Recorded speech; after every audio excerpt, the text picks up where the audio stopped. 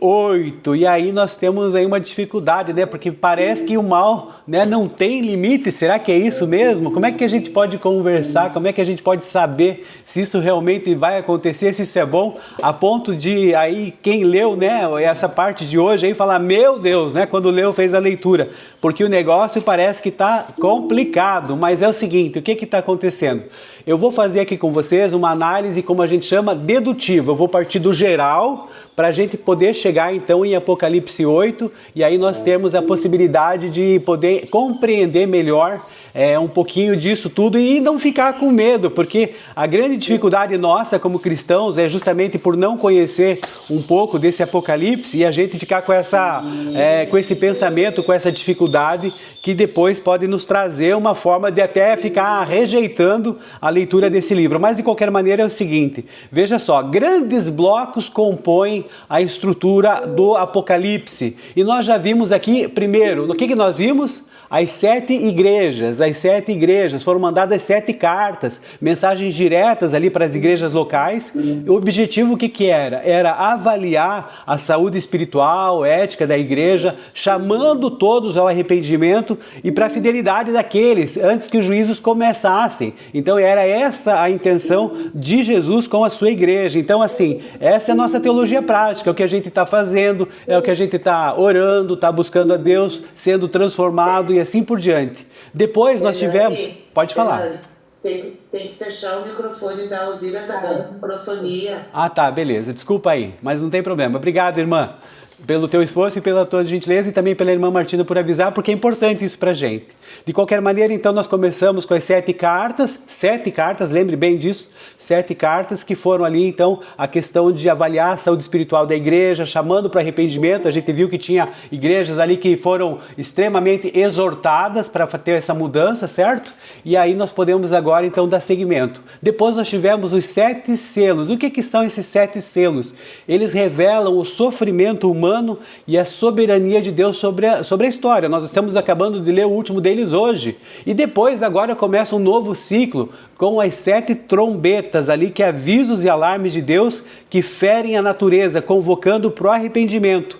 Depois ainda nós vamos ter 7 taças e nós vamos ter também 7 figuras chaves. Vamos ter a mulher, o dragão, o filho varão, o arcanjo Miguel, a besta do mar, a besta da terra, o cordeiro e os 144 mil que nós já conversamos um pouquinho ontem. Então assim, você precisa compreender só essa estrutura para não ficar perdido e também ficar com aquele medo, né? aquele temor de Apocalipse, não, porque isso são eventos que são continuados, estão acontecendo e aí a gente começa, né, a pensar um pouquinho. Então eu queria trazer essa questão aqui geral para os irmãos entenderem que as 7 cartas para as igrejas tiveram um tom pastoral e ético. Os 7 selos, eles têm um tom providencial e histórico, os 7 selos, e as 7 trombetas têm um tom de alerta e de advertência. Então, nesse sentido, o que acontece? Esse encadeamento de eventos mostra que o livro não é apenas sobre destruição, mas sobre a preparação do ambiente. Lembram-se da Nova Jerusalém que vai se instalar? Então, nesse sentido, que a gente precisa é o seguinte, compreender que nós estamos caminhando para um parto. Vai nascer uma coisa muito bonita, uma coisa maravilhosa, a Nova Jerusalém. Só que todo parto, né, aquela alegria extrema que todas as mulheres sentem, né, ao mesmo tempo que é uma dificuldade muito grande, que uma dor que o homem, eu, por exemplo, não consigo sentir, mas é uma coisa maravilhosa, né, o produto, né, o filho, né, a vida, né, sendo gerada. Então, isso tudo é uma demonstração de que nós estamos caminhando dessa maneira. Então, mulheres que têm medo, né, minha mãe falou agora na leitura, antes do nosso lindo louvor aqui da irmã Alzira, que nos conduziu aqui com esse louvor maravilhoso. Ai, meu Deus, né? E é isso que a gente precisa entender. Então, assim, vocês mulheres, pensem nessa questão do Apocalipse como essa questão de dores de parto, e ali toda uma dificuldade que envolve essas dores nas entranhas, né? Todo aquele sofrimento, suor, a pressão e todas essas questões que vocês devem sentir muito bem, caminhando por uma situação maravilhosa que é justamente a Nova Jerusalém. Então, vamos dar seguimento, diminuindo então do geral aqui para uma questão mais específica e depois mais específica ainda. o rompimento do sétimo selo. É como se fosse, vamos dizer assim, um envelope, né? Deixa eu só dar aqui alguém a autorização para entrada. Como se a gente tivesse, então, um envelope e esse envelope estivesse sendo aberto agora, o último selo, mas ele contém 7 trombetas dentro dele. E aí nós vamos pensar que o sétimo selo, ele é então esse prelúdio, quer dizer, é uma espera, e ele ali começa com o quê? Um silêncio de meia hora. Gente, você já pensou no mundo como a gente está vivendo, você ter um silêncio de meia hora sem ouvir nada, sem ouvir passarinho, sem ouvir o trânsito, sem ouvir a máquina, sem ouvir a poluição, né? O randandan das motos aí do pessoal que gosta de fazer, né? Moto piseira, aquela coisa toda. Então você começa a entender essa questão de um silêncio de meia hora, que ele é interpretativo. Ele representa então uma reverência e temor diante da santidade de Deus e uma preparação para o que está sendo anunciado. É o momento em que as orações dos santos, olha aí a sala de oração chegando aí, gente. Aqueles que se dedicam tempo à sua intercessão, essas orações sobem ao altar e ativam a resposta divina na terra. É como se você fosse clicar ali naquele conector de luz, né, que a gente tem, você fosse clicar, aquilo inicia, acende, né, a resposta divina na terra. Então, veja só, apesar dos momentos de dificuldade, isso de certa maneira são respostas, isso que está acontecendo, esses eventos, eles são respostas de oração. E na Bíblia, as trombetas, o shofar, como é falado, né, aquele que o pessoal fala, forom, forom, eles ocorrem, né, mais tarde vão ser total ali com relação, perdão, as trombetas, então, elas na verdade convocam o povo para dar o sinal de partida e anunciar o alarme de guerra e o juízo de Deus que está vindo. Depois nós vamos ver aqui que as trombetas, elas representam o quê? Essas trombetas representam o quê? Olha só, atenção. Diferente das taças que nós vamos ver adiante, que haverá também 7 taças que vão ser derramadas aí para a gente poder compreender os eventos, as trombetas elas atingem apenas 1/3 da criação. Isso indica que ainda existe um caráter de advertência e também oportunidade de arrependimento. Então veja, ao mesmo tempo que as coisas estão conflituosas, caminhando ali para uma situação de dificuldade maior ainda, né? Além do que a gente já está percebendo, já está dizendo, meu Deus, imagina lá adiante, existe a oportunidade de arrependimento. E isso, na verdade, é, de certa maneira, uma desconstrução da criação. Como assim? Lá em Gênesis, Deus o que faz? Organiza o caos. Ele organiza, né? Faça-se o dia, faça-se a terra, separe-se a água e assim por diante. Então, aqui, os juízos, eles parecem desfazer a ordem natural. Terra, mar, águas, doces e assim, como punição pela rebeldia humana. Então, de certa maneira, esses eventos, eles são respostas de Deus para os clamores daqueles que sofrem injustiça. Então, nesse sentido, é o seguinte, as trombetas, elas servem como um alerta sonoro. Elas não visam apenas a destruição, mas elas são um chamado estridente para que a humanidade... Lembra-se do silêncio que ficou de meia hora? Pois é, agora elas começam a tocar. E como se fosse assim uma situação de você poder... Opa, peraí, vamos refletir. Será que continuando desse jeito o negócio realmente vai complicar mais ainda do que já está? Se já está 1/3 disso aqui comprometido, como é que vamos fazer? Então, é para que a humanidade perceba que a soberania de Deus sobre a história é absoluta. É como se fosse um aviso. Enquanto os selos lidam muito bem ali com a questão da agonia da humanidade e as cartas lidavam muito bem com aquela questão, você precisa fazer isso, você precisa fazer aquilo, olha bem para você, reflita sobre isso. As trombetas agora, elas focam muito mais na autoridade divina agindo sobre a natureza e os sistemas do mundo. As 7 cartas foram enviadas para a igreja. Aqui a gente tem os selos sendo direcionados aí para a natureza e para os sistemas do mundo. Interessante, né? Você consegue entender aqui essas questões e entender que a intensidade desses ais, quando a Bíblia fala, repete, né? Em verdade vos digo, como nós já falamos aqui, João, tu me amas, João, tu me amas, João, tu me amas. Ela tem o interesse de, como se fosse um ponto de exclamação, várias vezes, vários pontos de exclamação, para demonstrar ai, ai, ai. Então, assim, esses últimos 3 toques que vão acontecer mostram que a intensidade do juízo vai crescer conforme a proximidade do fim. Então, é essa caminhada. Agora, fazendo aquela digressão aqui para um ponto mais específico, né? Nós estamos aqui dentro do nosso tempo rigorosamente. Lá em Apocalipse 8, então, que nós lemos aqui hoje, agora diminuindo, depois que você já sabe um pouquinho mais dessas questões todas, o cenário, então, ele muda do selamento dos servos, de nós, né, selados ali para Deus, na nossa testa, para a abertura do último selo, dando início a uma nova série de juízos, quais sejam as 7 trombetas. Então, a gente já falou aqui da questão desse silêncio de meia hora, que é, na verdade, um momento de solenidade angelical, né, vamos dizer assim, né, ou sepulcral, porque o silêncio você não consegue ouvir nada, e uma expectativa que você fica naquela angústia, sabe o que vai acontecer, o que não vai acontecer?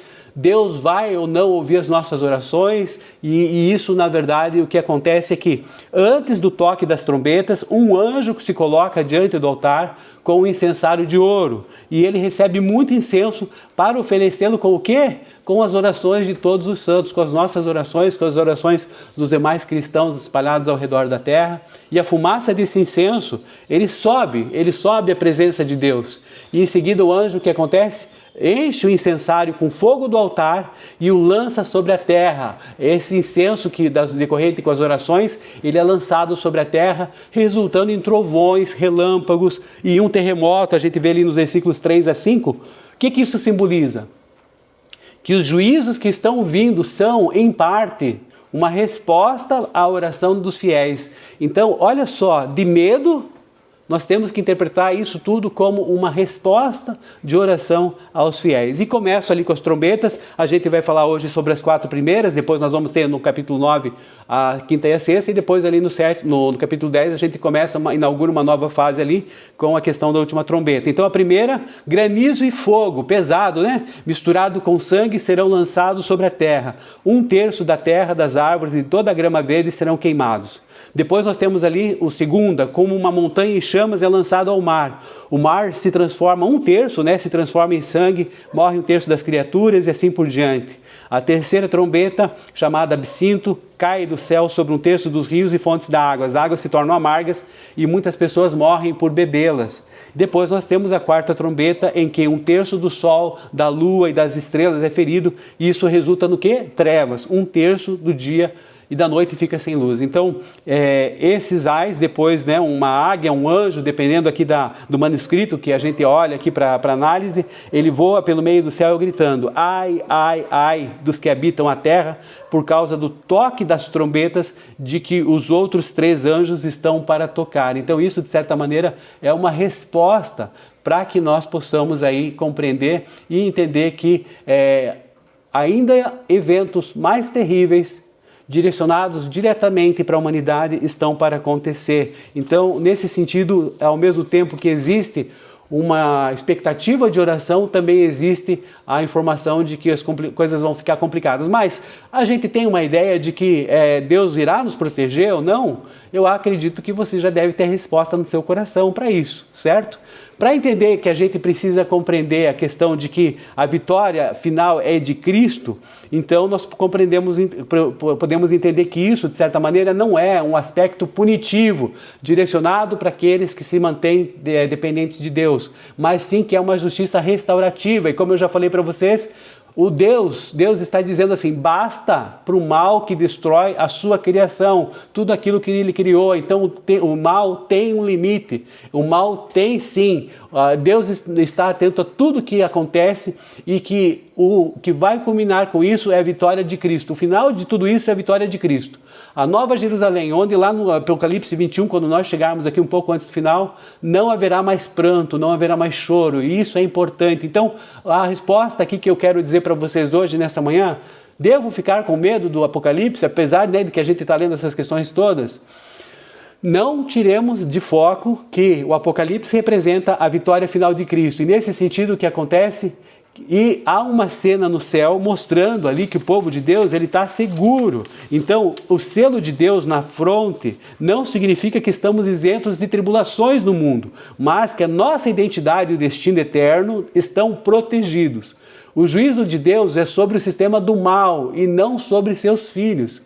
Lembra-se ali que Deus fala ali antes das 7 trombetas que Ele nos cela. Então nós somos propriedade exclusiva de Deus, separados. E é isso que você pode colocar ali naquele versículo que fala que nós somos geração eleita, nação santa, povo separado de Deus. E nesse sentido, o que acontece é que Deus não age sem considerar o clamor dos seus filhos, amém? Que você entenda que a igreja não é uma espectadora passiva diante de todos esses eventos, mas a igreja, você é participante direto dessa história através da intercessão. Então, o medo que nós temos, na verdade, do Apocalipse, geralmente vem de um apego ao sistema atual, muitas vezes da gente, que aqui pode ser dito que é a Babilônia, ou às vezes até de não lermos diretamente e compreendermos, estudarmos, como nós estamos fazendo aqui. Isso está caminhando por um viés que nós estamos deixando o nosso medo. Então é esse o meu compromisso com você, para que nós compreendamos que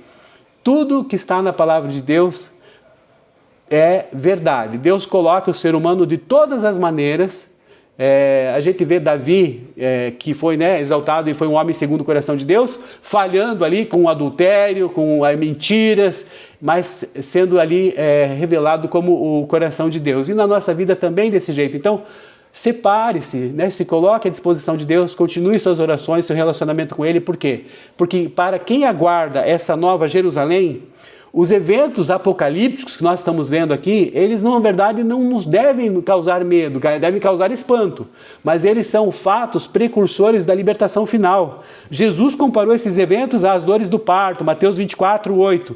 Então, a dor existe, mas o foco está na vitória que vai nascer, gente. Então, o protagonista do livro não é anticristo, amém? Não é o anticristo, não é a besta, não é o dragão. O protagonista de tudo isso é o Cordeiro que foi morto e venceu. Não chore, eis que o leão da tribo de Judá, a raiz de Davi, venceu. Apocalipse 5:5. Amém, irmãos? Então é isso que eu queria falar para cada um de nós, e que nós compreendamos que nenhum poder humano é absoluto. Isso nos dá coragem para enfrentar as injustiças do presente sem temor, pois sabemos quem é que escreve o capítulo final. Esse Alfa e Ômega que nos ama, que se entregou por nós e que separa esse seu remanescente, e nós, pela fé, acreditamos que nós sejamos esse remanescente do Senhor e que Ele não deve nos colocar medo por causa desses eventos, mas sim uma certeza de que nós seremos salvos e a nossa salvação é eterna, e a gente vai passar por tudo isso, por toda a tribulação, com dificuldades, sim, assim como nós estamos vivendo agora, mas que no final Ele, o raiz de Davi, o leão da tribo de Judá, Jesus Cristo, nosso Senhor e Salvador, haverá de vencer. Amém? Então é essa a reflexão que eu trago aqui para vocês hoje.